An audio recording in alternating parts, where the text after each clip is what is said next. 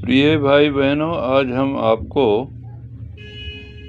महावंश ग्रंथ जो श्रीलंका में बौद्ध साहित्य के बारे में प्रसिद्ध ग्रंथ है, जिसको सम्यक प्रकाशन द्वारा दिल्ली से हिंदी में प्रकाशित किया गया, उसके बारे में कुछ जानकारी देंगे।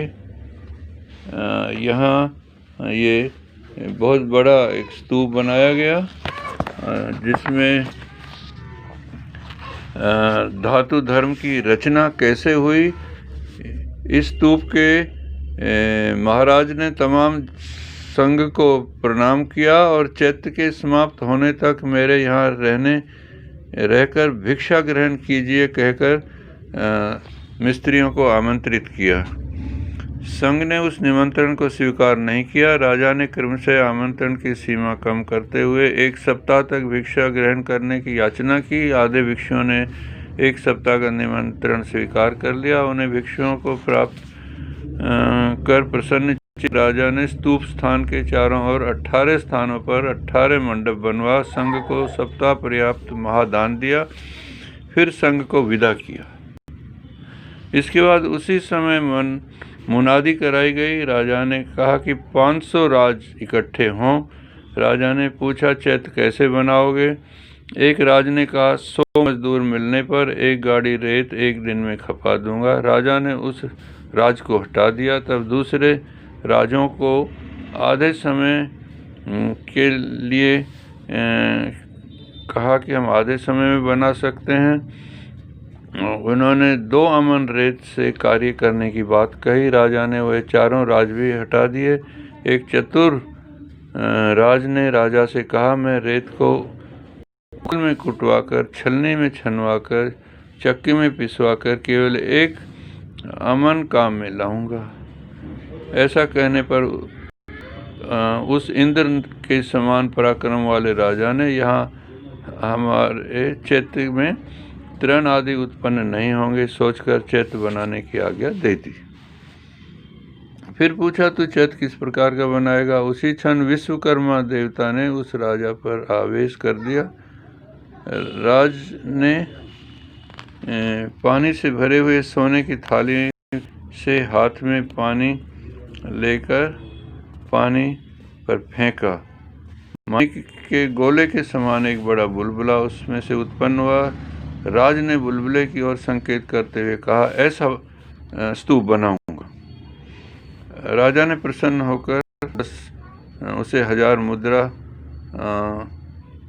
के मूल्य का कपड़ों का जोड़ा, 1 अलंकृत पादुका और 12,000 कारसापन दिए।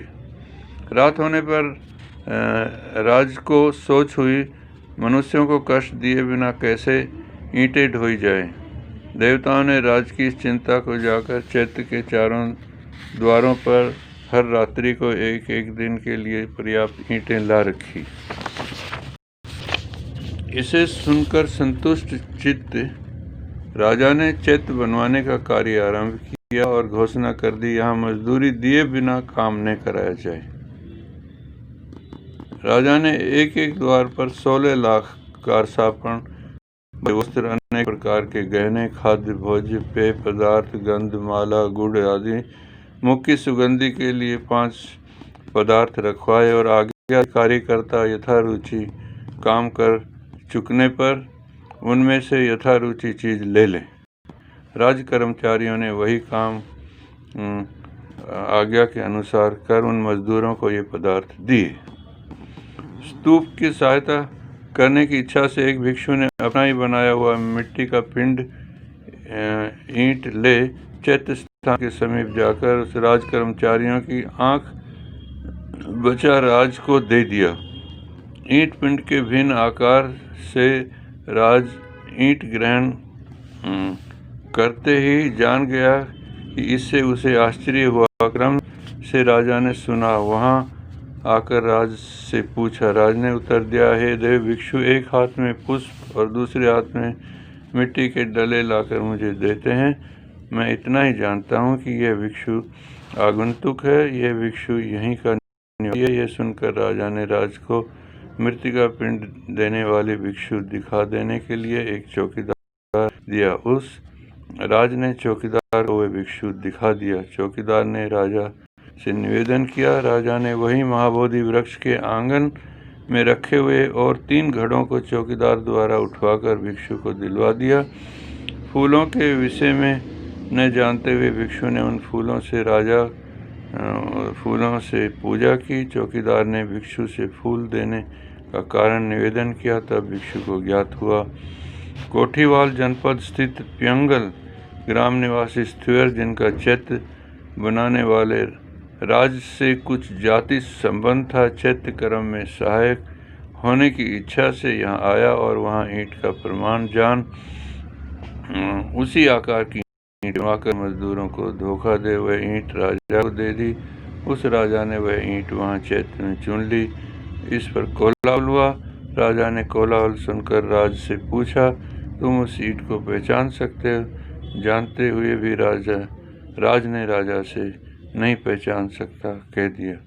तू उस स्थविर को पहचानता है? तूने जाना कहाँ का राजा था? उसने उस स्थविर से पूछा। स्थविर के साथ जाते उस चौकीदार ने पिंगलक के दिखने लग जाने पर जल सहित शीतल छाया में स्थविर को बिठा पानी शरबत आदि पिला, पाँव में तेल मालिश कर जूते पहनाए। तभी उस समय मांत्विक निवासी महास्थविर नामक स्थविर रात्रि के समय चैत्य की वंदना करने के विचार से वहां आए। उन स्त्रियों को देखकर महासतपर्ण वृक्ष के आश्रित खड़े हुए स्थविर ने अपने आप को छिपाकर उन स्त्रियों को अद्भुत रूप संपत्ति को देखा। उन स्त्रियों को चैत्य वंदना की समाप्ति पर खड़े होकर बाद में पूछा, तुम्हारे शरीर के प्रकाश में तमाम लंका द्वीप प्रकाशित है। ऐसा कौन सा पुण्य कर्म है जिसके करने से तुम देवलोक को प्राप्त हुई हो? देवता ने उस स्थविर को उन स्त्रियों का महास्तूप संबंधी कृत्य कहा। इस प्रकार तथागत में प्रसन्नचित होने का ये महाफल है। आपका मंगल हो, आपका भला हो। ये श्रीलंका मेरे चित्त बौद्ध साहित्य से आपको जानकारी दी है।